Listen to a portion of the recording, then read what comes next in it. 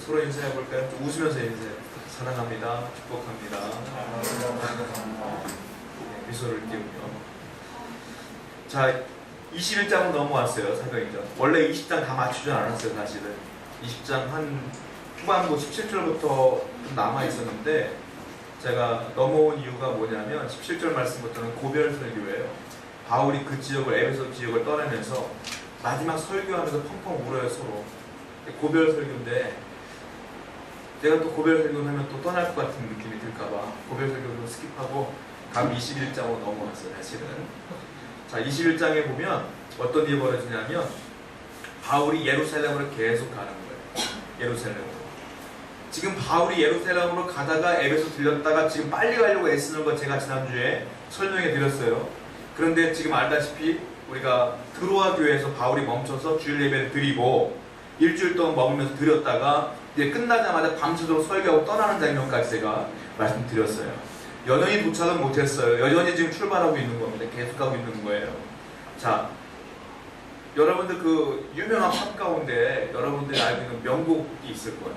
명곡 가운데 제가 제 또래는 레디비라고 하는 그 명곡이 있어요. 비틀즈. 지금도 많이 알죠. 많이 불려주고 명곡 중에 명곡. 그 가사 내용 이번에 레디고가 나와가지고 약간 헷갈릴 때가 있어요. 레디비 레디. 그 레디비의 뜻이 뭔지 아시죠? 그냥 뭐 놔둬라, 내버려둬라, 순리대로 놔둬라 이런 뜻이거든요. 1절의 가사를 제가 설명해 드릴게요. 1절에 보면 이런 말이 있어요. 내가 근심의 시기에 처해 있을 때 어머니께서 다가와 지혜의 말씀을 주셨습니다. 그 지혜의 말씀은 순리에 맡기거라. 이게 1절의 가사 내용이에요. 레디비에. 순리에 맡기거라. 정말 지혜의 말씀입니다. 하나님을 알지 못하는 사람들에게는 이것이 참 지혜의 말씀이에요. 왜냐하면 내가 문제가 터진단 말이에요. 근심이 있단 말이에요. 내가 근심이 있고 문제가 있을 때 그 문제를 내가 아무리 애를 써도 해결이 되지 않는데 그 근심을 계속하고 있으면 내 몸만 축나고 그 문제는 전혀 해결되지 않는단 말이에요. 그래서 세상 사람들이 지혜로운 사람들이 얘기하는 것은 순리에 맡겨라. 얼마나 지혜로운 말입니까? 지혜로운 말이에요. 그런데 크리스찬들에게는 이 지혜로운 말에 더 놀라운 말이 우리에게 있다는 거예요. 그게 뭔지 아십니까? 그들이 볼 때는 순리에 맡겨라. 우리가 볼 때는 순리에 맡겨라가 아니에요. 주의 뜻대로 이루어지이다. 이게 진짜 지혜로운 말인 줄 믿습니다. 우리가 어려움을 당할 때 내 힘으로 안 될 때 고백해야 되는 게 있어요. 그건 놔두지 뭐 이게 아니라 하나님 이 사건을 통하여 주의 뜻대로 이루어지기를 원합니다. 이 고백이 나와야 된다는 거예요.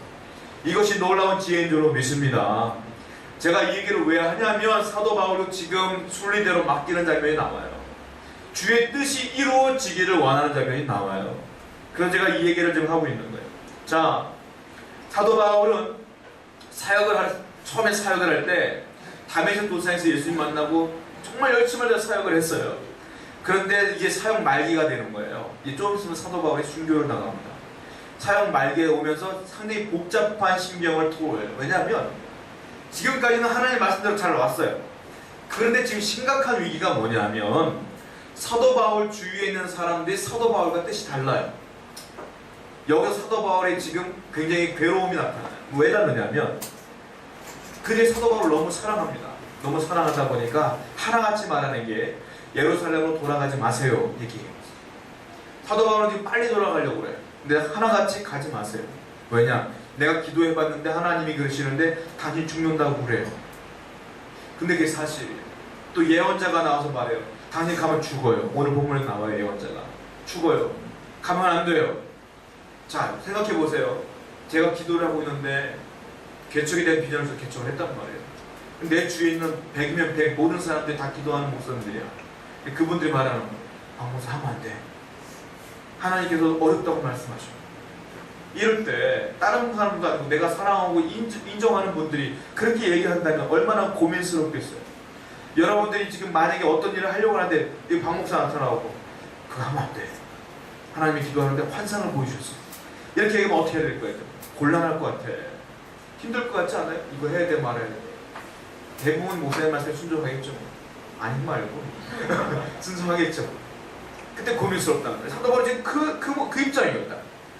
내가 지금 여태까지 하나님의 비전을 따라왔는데 가만 안 된다는 거예요. 사도 바울은 이 위기를 잘 넘깁니다. 어떻게 넘길까? 그것이 오늘 주제. 어떻게 넘겼을까요? 자, 성경을 보겠습니다. 1절부터 6절까지 쭉 한번 보겠습니다. 1절부터 6절까지 시작.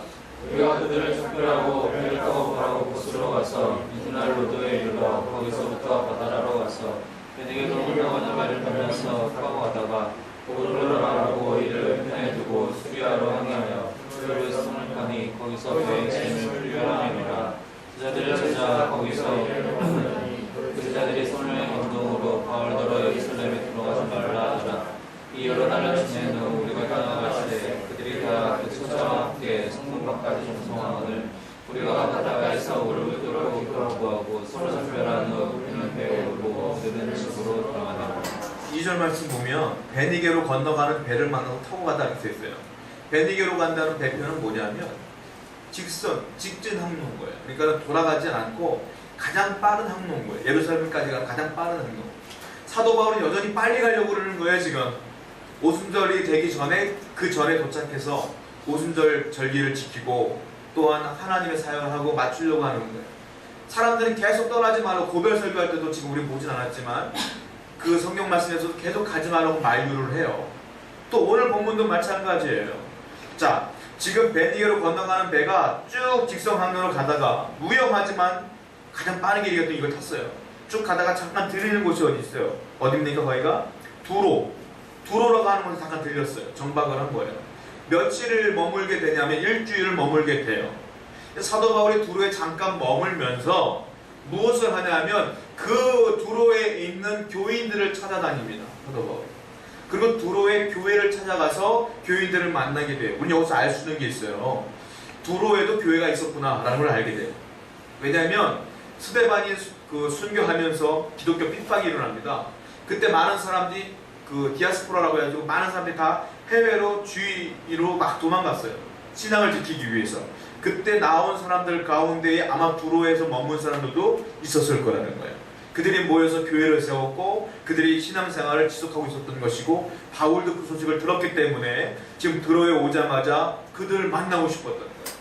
그리고 그들을 만난 건데 두로에 있는 교회와 사도 바울의 관계는 그렇게 밀접하진 않습니다. 지금 처음 만나는 거예요, 사실.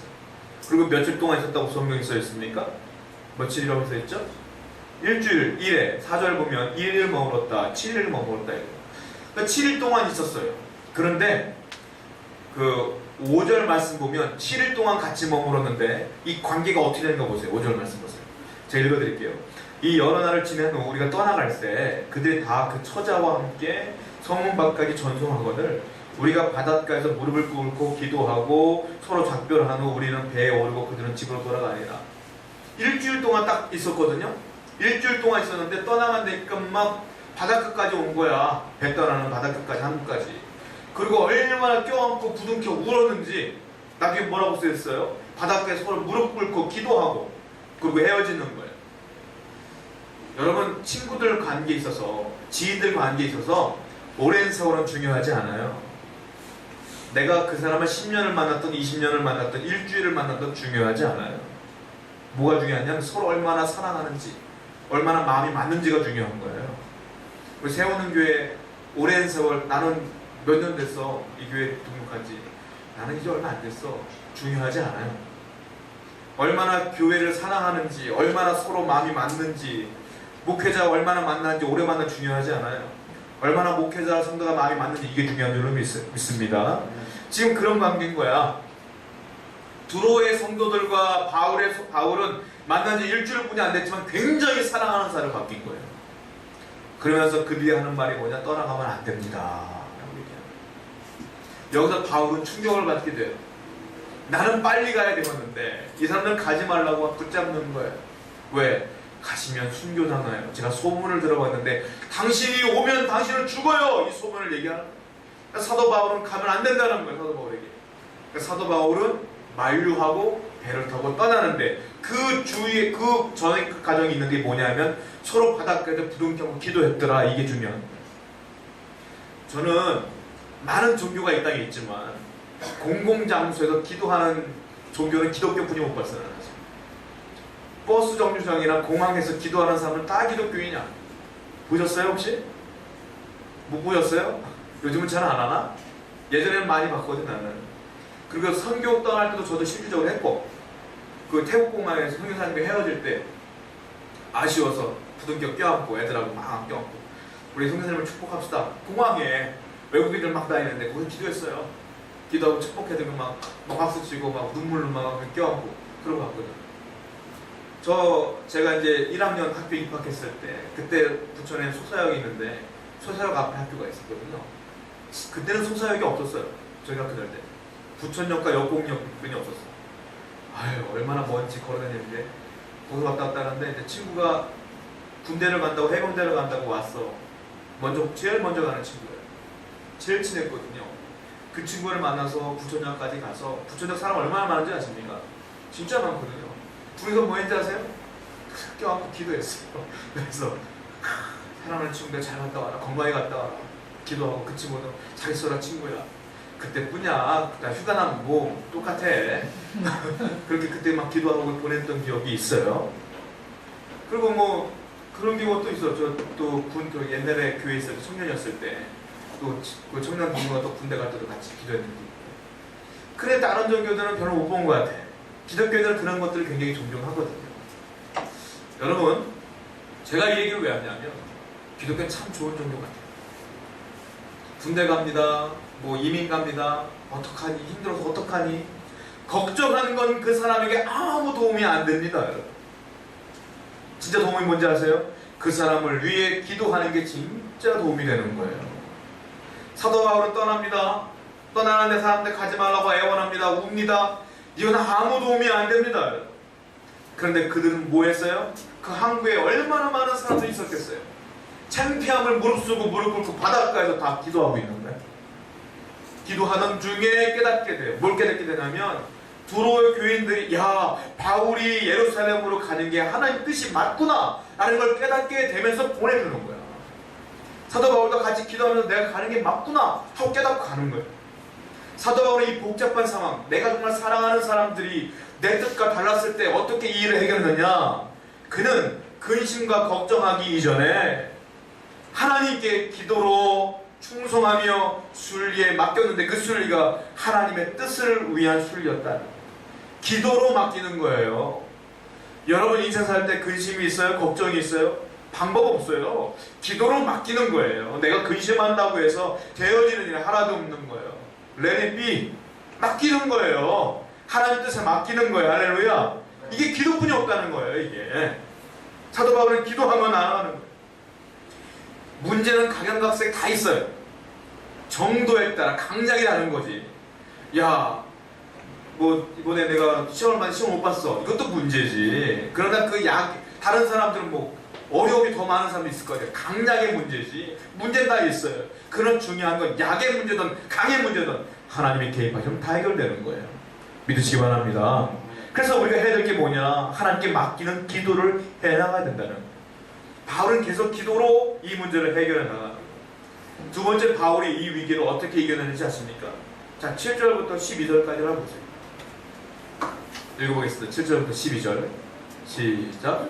두로를 떠나 항해를 마치고 돌레마에 이르러 형제들에게 안부를 묻고 그들과 함께 하루를 있다가 이튿날 떠나 가이사랴에 이르러 7 집사 중 하나인 전도자 빌립의 집에 들어와서 머무르니라.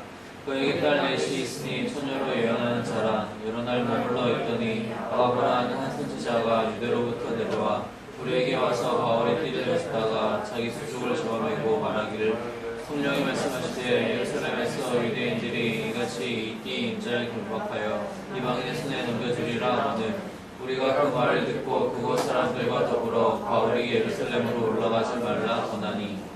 보면 두로에서 출발하여 돌레마에 잠깐 들리고요. 그리고 가이사랴에 들립니다. 가이사랴에서 이제 내리게 돼요. 가이사랴에서 내렸는데 가이사랴는 누가 살고 있었냐면 누가 살고 있으니까 8절에 보면 전도자 빌립이 살고 있었어요. 제가 볼 때는 빌립이 원래 예루살렘에서 핍박을 당할 때 위로 사마리아로 도망가면서 복음을 증거했던 사람이에요. 이 빌립의 가장 유명한 일화가 뭡니까? 사마리아 땅에서 복음을 증거했을 때 하나님의 성령이 임했고, 그리고 더 나아갔을 때 에티오피아 내시를 만납니다. 그리고 그에게 이사야 선지자가 주었던 그 성경을 해석해 줬던 사람이 누구냐? 이 사람이에요. 이 빌립이 가이사랴에 살고 있는 거예요.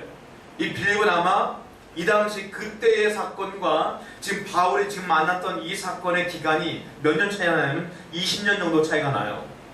그러니까 빌립은 이 가이사랴에서 정착하면 떠나지 않고 여기서 교회를 세운 사람이에요. 계속적으로 복음을 증거하는 사람이에요. 그리고 빌립에 대한 이야기가 나오는데 뭐라고 나왔냐면 9절 말씀 보면 딸이 몇 명이 있어요? 4명이 있어요. 근데 그 처녀로 예언하는 자 다 처녀야. 처녀인데 예언하는 자 다 4명 다 예언 은사가 있어. 빌립이 신앙교육도 참 잘했구나라는 생각이 들어요. 대부분 유명하신 신앙인들 보면 자녀들이 그렇게 신앙이 좋지 않은 경우가 많아요, 사실은. 근데 빌립은 자기가 그렇게 뜨거운 전도자이면서도 신앙교육을 정말로 잘하는 것 같아요. 딸들이 전부 다 은사가 있어요.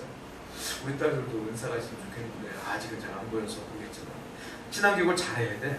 어쨌든 빌립이 지금 빌립의 집에 잠깐 머물고 있는데 10절 말씀 보면 누가 나오냐면 아가보라고 하는 사람이 나와요. 아가보가 내려와서 예언을 해주는데 그 예언이 11절의 내용이에요. 갑자기 이 아가보가 와서 예언을 하는데 어떻게 얘기하냐면 바울의 띠를 가져오라고 시켜요. 바울이 지금 허리띠 같은 거예요. 띠를 가져다 줬더니 그 띠를 가지고 자기 수족을 딱 매 아가보가. 그리고 말합니다. 성령이 말씀하시되 예언하는 거예요. 성령이 말씀하시되 예루살렘에서 유대인들이 이같이 이 띠임자를 결박한다. 그리고 이방인의 손에 넘겨주리라. 이방인이 누굽니까? 로마예요. 로마. 이방인의 손에 넘겨주리라. 즉 이 띠임자는 죽는다 이 말이에요. 이걸 예언하는 거예요. 아가보가 여기만 나온 게 아니에요. 상당히 유명한 예언자였어요. 성경을 보겠습니다. 사도행전 11장 28절을 보세요. 사도행전 11장 28절.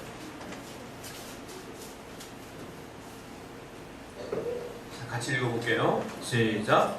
그 중에 아가보라는 한 사람이 일어나 성령으로 말하기에 천하에 큰 흉년이 들리라 하더니 글라우디오 때에 그렇게 되니라. 아가보는 유명한 예언자였고 흉년이 있을 거야라고 예언했는데 진짜 흉년이 임했어요. 그러니까 예루살렘에서 아마 가장 유명한 예언자 중에 한 사람이었을 거예요. 오늘날도 많은 세계적으로 예언한다는 분들이 굉장히 많이 있는데 이 얘기 내가 조금 이따 하겠지만 이 아가보랑 마치 동급인 것처럼 우리가 볼 수 있어요. 그렇지 않아요, 여러분들. 그걸 제가 이따 설명해 드릴게요. 아가보는 이 당시 그 유명한 예언자였고 바울이 왔다는 소식을 듣고 바울을 만나러 와서 예언을 하는 거예요. 왜냐하면 기도 중에 하나님 주신 말씀이 있었기 때문에 그걸 얘기해 주는 건데 결국 이 예언대로 바울은 나중에 순교당해요, 여러분. 이 예언이 맞는 거예요, 사실은. 자, 그리고요, 바울은 이 예언을 들었어요. 아가보가 어떤 사람인지 바울도 알아요. 이 예언을 들어서 바울은 얼마나 마음이 심란했겠어요. 근데 바울은 내가 예루살렘에 오지 말라고 했던 사람들이 맞았던 건 아닙니까? 그때 오해하면, 잘못 알아들으면 내가 들은 말씀이 잘못된 거 아니야? 라고 오해할 수 있어요. 바울은 그렇지 않습니다. 자, 바울은 어땠는가 볼까요? 바울은 자 13절, 14절, 15절, 16절 한번 읽어보세요. 본문 13, 14, 15, 16 읽겠습니다. 시작. 바울이 대답하되 여러분이 어찌하여 울어 내 마음을 상하게 하느냐. 나는 주 예수의 이름을 위하여 결박당할 뿐 아니라 예루살렘에서 죽을 것도 각오하였노라 하니 그가 권함을 받지 아니하므로 우리가 주의 뜻대로 이루어지이다 하고 그쳤노라. 이 여러 날 후에 여자는 두려 예루살렘으로 올라갈새 가이사랴에 몇 제자가 함께 가며 한 오랜 제자 고도로 사람 나손을 데리고 가니 이는 우리가 그의 집에 머물려 함이라. 바울이 참 대단한 게 이 아가보 정도 되는 예언자가 얘기했으면 내가 죽는구나, 큰일 났네, 내가 괜히 오왔구나 라고 해야 되는데 바울은 전혀 미동도하지 않아요. 뭐라고 말합니까? 그럼 괜찮아, 나 알고 있어. 나 죽을 각오를 한 사람이야. 그 여장을 다 꾸려서 그 예루살렘으로 올라가요. 참 대단한 것 같아요. 자, 바울이 왜 그러냐면 19장 21절 보십시오. 사도행전 19장 21절 19장 21절 읽겠습니다. 시작. 이 일이 있은 후에 바울이 마게도냐와 아가야를 거쳐 예루살렘에 가기로 작정하여 이르되 내가 거기 갔다가 후에 로마도 보아야 하리라. 바울이 이전에 이미 기도할 때 하나님께서 주신 말씀이 있어요. 너는 로마도 보아야 할 것이야. 그 얘기를 들었거든요. 그때 바울은 깨닫는 거예요. 내가 로마 가는구나. 내가 로마까지 가야 되는구나. 그래서 사람들이 죽는다고 가지 말라는 거예요.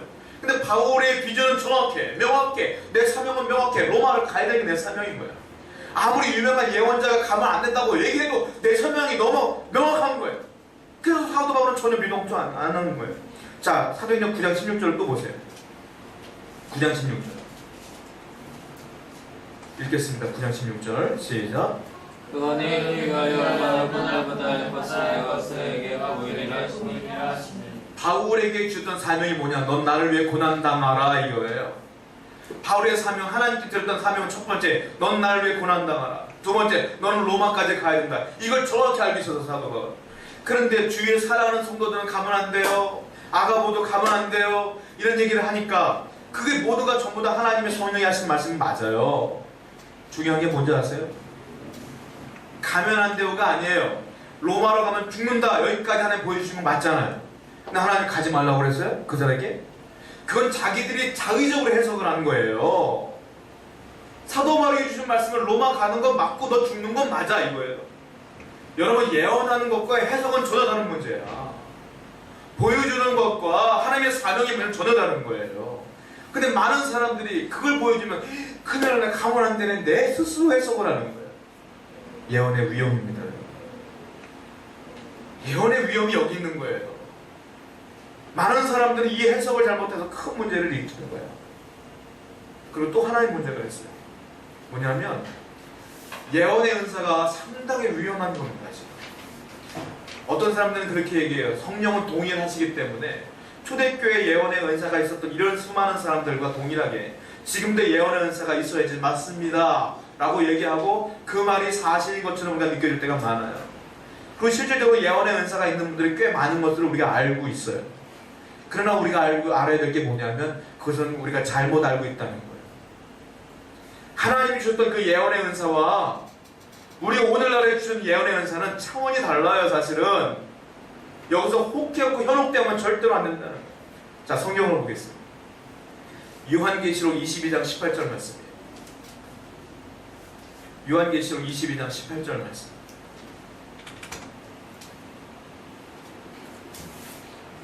자, 읽어봐요. 시작. 내가 이 두루마리의 예언의 말씀을 듣는 모든 사람에게 전하노니 만일 누구든지 이것을 왜 더하면 하나님이 이 두루마리에 기록된 재앙들을 그에게 더하실 것이요. 이 두루마리가 뭐냐면 성경을 말해요. 이 두루마리 기록된 재앙들을 누구든 이것들 왜 더하면 그들에게 재앙이 더해질 것이다 이 말이에요. 이 말은 무슨 말이냐면 성경 외의 것들을 얘기하는 사람들은 심판이 있을 것이다 이 말이에요. 이 얘기가 왜 그러냐면 초대교회는 예언의 은사가 질비했어요. 굉장히 많았어요. 왜냐하면 그 당시 성경은 뭐만 있었습니까? 구약만 있었던 거예요. 신약 성경은 예수님 사건 이후로 바울 사도 이후로 그 다음에 쓰여진 게 신약 성경 아닙니까? 그게 복음이잖아요. 사실 구약이 복음이 아니라 신약이 복음이라고. 구약은 원래부터 있었던 성경이고 그 당시 왜 초대교회는 예언의 은사가 많았냐면 신약 성경이 완성되어 있지 않았기 때문에 하나님께서는 사도들을 통하여 그리고 그에 못지않은 신앙인들을 통하여 하나님의 뜻을 직접 전달했어요. 그리고 예언의 은사를 주심으로 인하여 그들을 통하여 그들을 하나님께로 인도했다고요. 그러니까 예언의 은사가 많았어요. 그때. 그런데 지금은 어때요? 성경이 완성되어진 겁니다. 신약 성경, 구약 성경이 완성되어졌기 때문에 지금은 예언의 은사가 사실은 필요치가 않아요. 성경이 요한계시록에 말했던 게 뭐냐? 장로교인들은 이 말씀을 가지고 뭐라고 선포하냐면 이제 특별 계시는 종교를 맞이했다 이렇게 얘기해요. 이제는 특별 계시는 없다 여기까지 얘기를 한다고.